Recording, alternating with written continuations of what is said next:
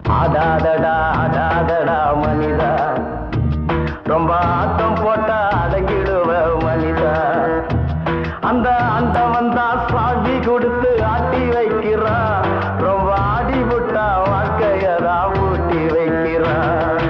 ஆடாதடா ஆடாதடா மனிதா, ரொம்ப ஆட்டம் போட்டா அடங்கிடுவ மனிதா.